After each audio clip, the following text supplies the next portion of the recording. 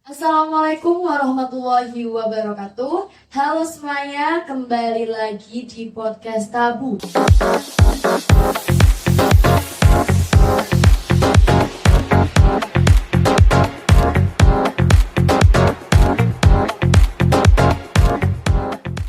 Perkenalan terlebih dahulu nih.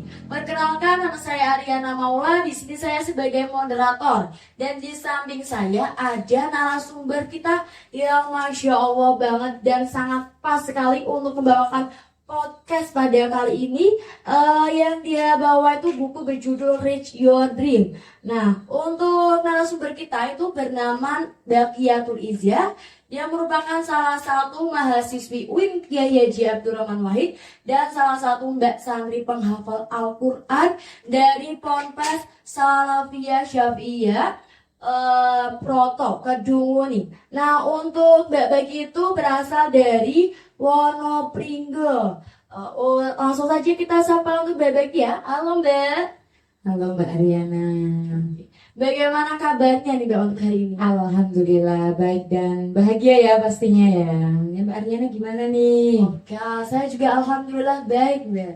Alhamdulillah. Oke, kalau dari Mbak ya itu kan kuliah sama Mbak santri penghafal Al-Quran nih Mbak. Iya. Nah, bisa sharing-sharing ya Mbak ya, bagaimana sih kehidupan sehari-harinya, bagaimana mengatur waktu, biar memanage waktu, biar balance antara kuliahnya dengan mengurus pondok pesantren atau dalam ponpesnya. Itu bagaimana nih Mbak kesehariannya?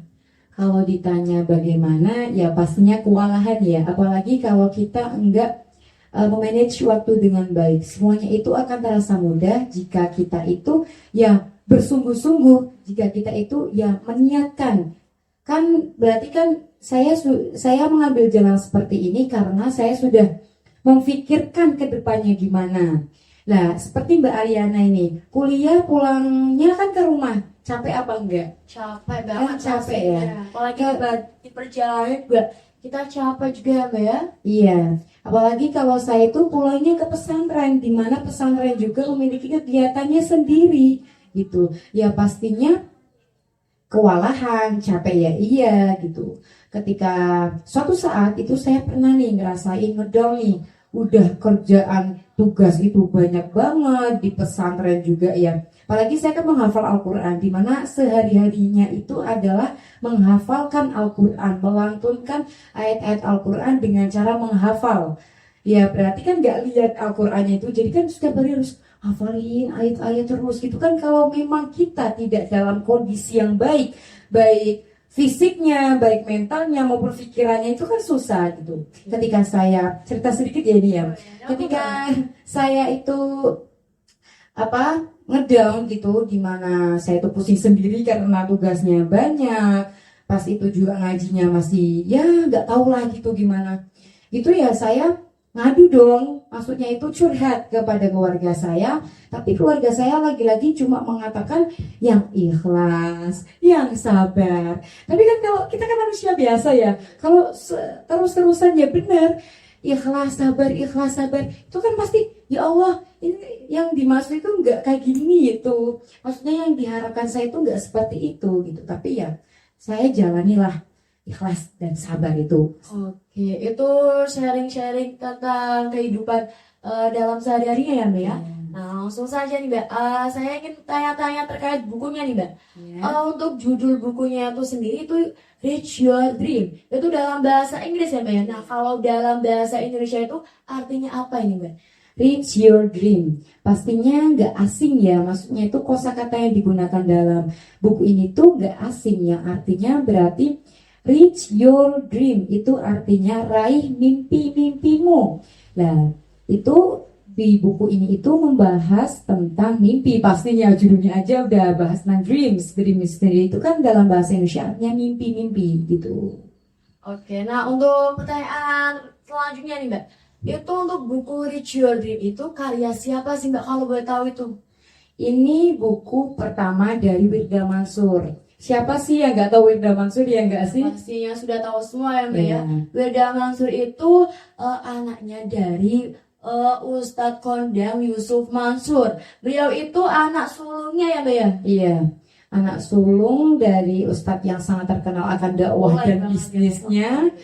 Ya terkenal baik di dunia nyatanya maupun di dunia media sosial, itu juga terkenal dan menjadi tokoh inspiratif dan motivator untuk kalangan milenial itu Irda Mansur. Ya. Kalau untuk karyanya tuh sudah disebutkan. Nah, selanjutnya itu aku mau tanya nih Mbak, untuk isinya itu tentang apa ini Mbak? Untuk isi dari buku itu? Tadi saya sudah sempat menyinggung itu kan bisa dilihat dari covernya itu feminim sekali ya, warnanya itu sangat adem banget kalau dilihat ya, menarik gitulah. Itu kalau dilihat dari covernya itu dari segi warna itu sudah menarik, apalagi isinya gitu kan. Itu di cover itu ada gambar seorang muslimah, tokoh ya, maksudnya kartun lah itu ya, animasi muslimah yang sedang memeluk Al-Quran. Nah dari judulnya itu kan Reach Your Dream. Lagi-lagi kita bahas Reach Your Dream. Itu berarti apa sih? Apakah ada hubungannya ya? Mungkin ya, mimpi dengan Al-Quran itu pasti ada hubungannya. Oke, nah kalau mungkin ada yang tanya nih Mbak, apa sih kok hubungannya sama Al-Quran? Kok bawa-bawa Al-Quran itu apa hubungannya antara mimpi dengan Al-Quran itu hubungannya apa Mbak dalam buku itu? Pasti ya ada hubungannya dong, apalagi Al-Quran itu termasuknya kan mukjizat yang besar ya kan. Kita kan tahu itu mukjizat yang besar, apalagi Al-Quran itu merupakan pedoman hidup kita ya, tuntunan hidup kita sebagai umat Islam. Ya kalau ditanya hubungannya itu ya pasti ada hubungannya, karena impian itu kan termasuk bagian dari dunia.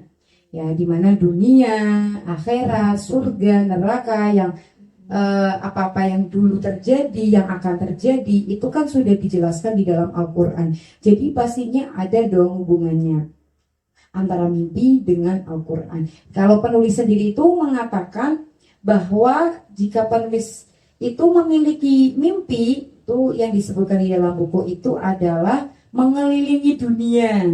Mengelilingi dunia, ingin keliling dunia secara gratis gitu. Kalau penulisnya itu memiliki cita-cita yang sangat besar, yaitu ingin mengelilingi dunia yang gratis, terus sekolah di sana, dakwah di sana, itu sebagian dari cita-cita besar sang penulis. Di situ dijelaskan bahwa kalau dia itu penulis meraih mimpi-mimpinya itu dengan memperbanyak baca Al-Quran gitu. Jadi misalnya ingin ke luar negeri, ya mengikhtiarinya itu dengan memperbanyak baca Al-Quran, kata penulis di dalam bukunya seperti itu.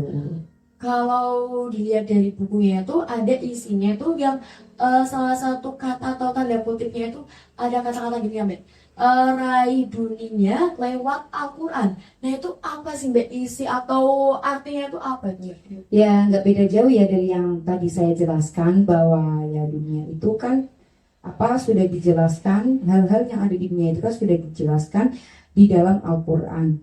Nah itu raih dunia raih dunia Lewat Al-Quran. raih dunia lewat Al-Quran. Nah, berbicara dengan dunia itu kan banyak sekali ya, apalagi keinginan kita. Misalnya nih anak kuliah ya, yang Kuliah ya Mbak ya? iya anak kuliah nih, anak kuliah yang baru beli baju minggu kemarin udah pingin lagi. Itulah manusia dan dunia gitu. Jadi kenapa buku ini juga ditujukan oleh kaum remaja atau milenial? Karena ya memang dari sananya mungkin kalau generasi muda itu pinginnya banyak gitu. Dari sini penulis mengatakan bahwa kalau pingin sesuatu ya udah pergi ke Allah aja. Caranya gimana? Banyakin baca Al-Quran, yakin aja ke Allah. Dengan caranya bagaimana? Banyakin sholawat gitu. Kalau kata penulis itu seperti itu. Jadi sebesar apapun mimpi kita, kalau kita yakin kepada Allah, kalau kita percaya kepada Allah, dan pastinya percaya ya kepada diri kita sendiri bahwa mimpi itu akan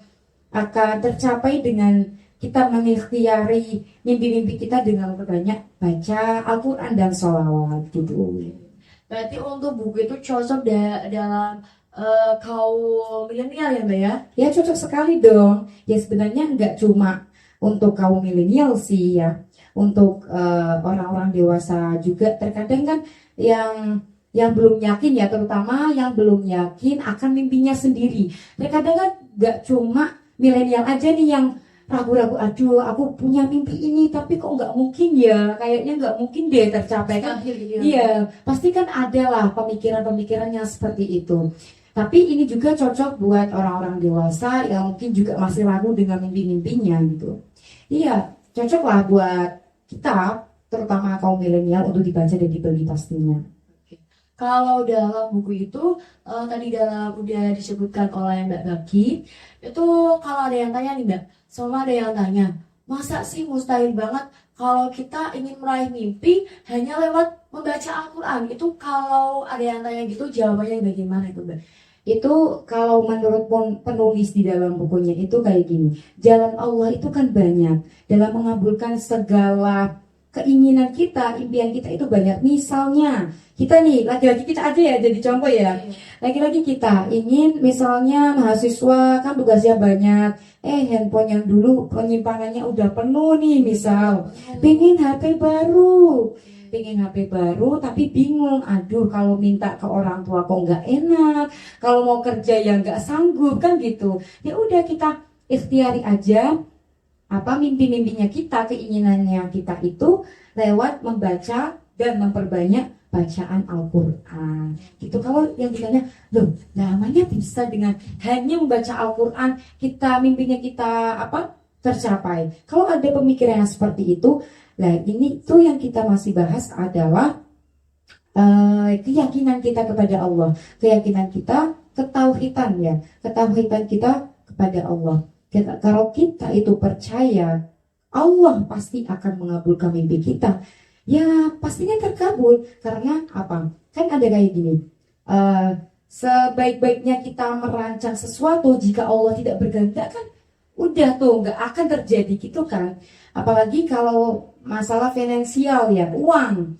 Terkadang kita kan mikir, uang kalau nggak ada uang ya kita nggak bisa apa-apa kan gitu ya nggak sih? Uang kita nggak bisa apa-apa gitu ya. Padahal kan nggak seperti itu konsepnya. Kalau apa? Padahal misalnya kalau tadi kembali lagi ke pingin HP ya, nggak punya uang, bisa kok kita bisa meraih HP itu dengan memperbanyak bacaan Al-Quran gitu loh. Nah, caranya gimana? Ya kamu kalau mau baca Al-Quran, niatkan ke hajatnya kita, keinginan kita. Misalnya, ya Allah, dengan bacaan Al-Quran ini saya ingin dong ya Allah, tukerlah pahala saya baca Al-Quran dengan HP gitu.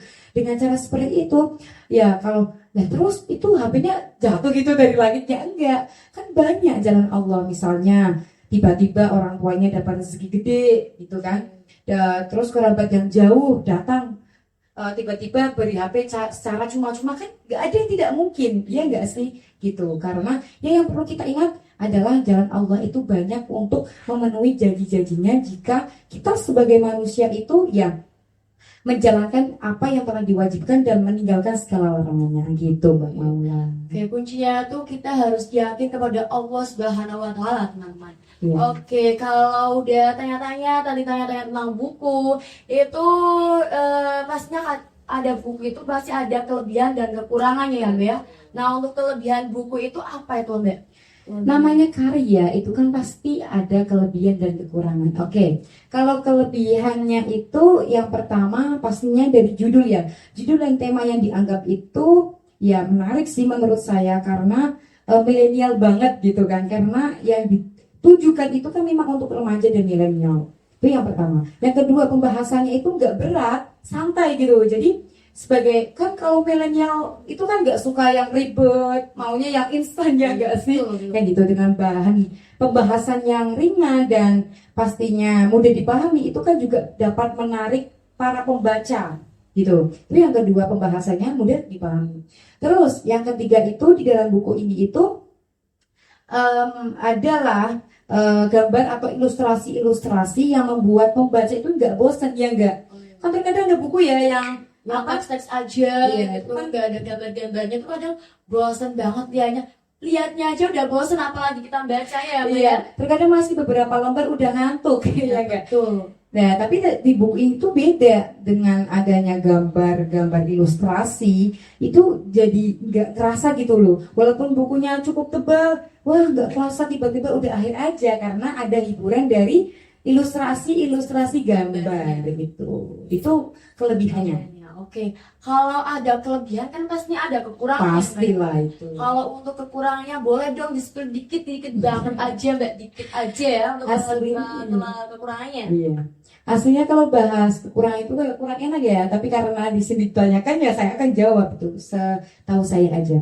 Untuk membahas kekurangan itu nggak banyak kok, sedikit kelebihannya itu lebih banyak daripada kekurangannya.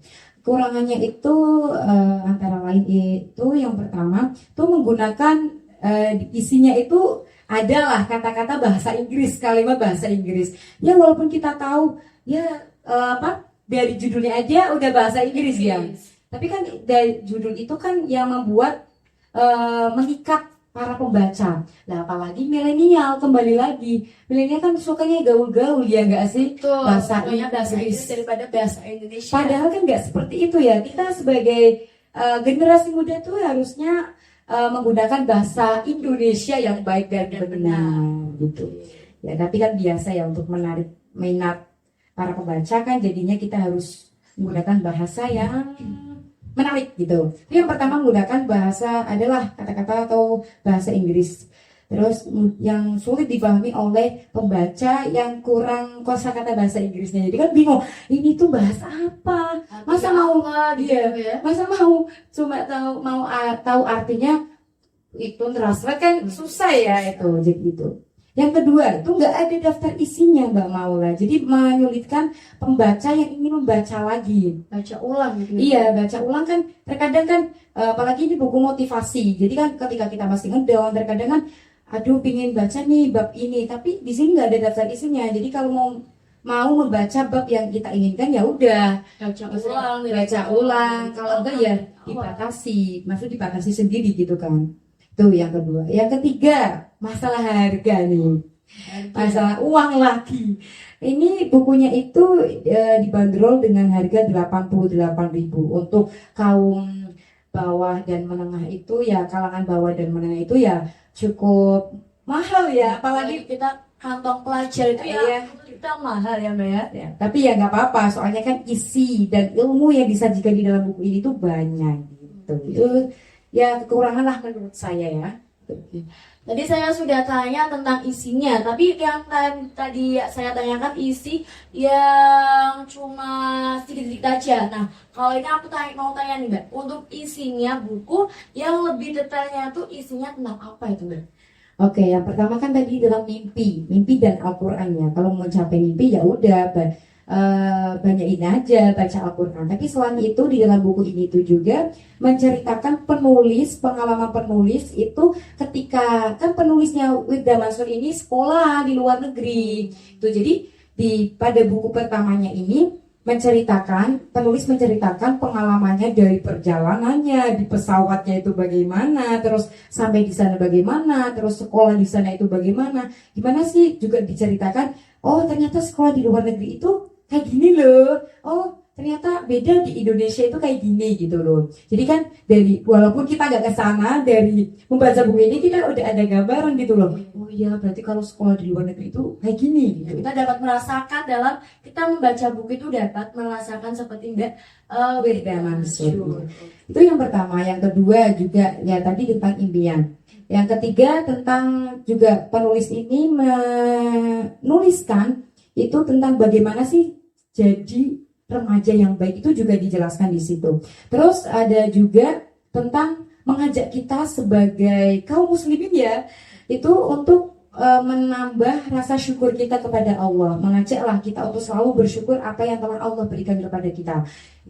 Itu sih menurut saya cukup isi yang ada di dalam buku itu. Oke. Dapat kita simpulkan ya teman-teman. Untuk simpulannya itu berarti kita harus yakin kepada Allah Subhanahu wa taala. teman-teman, kita semua itu harus yakin kepada Allah Subhanahu wa taala. Apa yang akan kita inginkan, apa yang kami inginkan itu pasti akan terwujud jika kita yakin kepada Allah Subhanahu wa taala. Oke, begitu ya Mbak ya? Terima kasih atas kunjungannya dan terima kasih sudah mengisi podcast kali ini. Nah, apakah Mbak Bagi ingin menyampaikan motivasi atau quotes untuk teman-teman nih? Oke, saya mau menyampaikan kata-kata motivasi yang saya ambil dari buku ini aja ya, karena kita masih membahas buku ini, yaitu Reach Your Dream. Di dalam buku itu ada kata-kata seperti ini. Saya suka sekali dengan kata-katanya. Jika kita memiliki mimpi, ya pastinya ya, jika kita memiliki mimpi, jangan niatkan untuk diri sendiri, tapi melainkan untuk menebar manfaat kepada orang lain. Mimpi itu kita tujukan kepada Allah dan balik lagi kepada Allah. Insya Allah ketika kita selalu melibatkan Allah, itu ya tidak ada yang tidak mungkin, karena Allah pasti memenuhi janjinya gitu. Demikian teman-teman dalam podcast kali ini. Sampai jumpa untuk podcast selanjutnya. Terima kasih. Wassalamualaikum warahmatullahi wabarakatuh. Waalaikumsalam warahmatullahi wabarakatuh.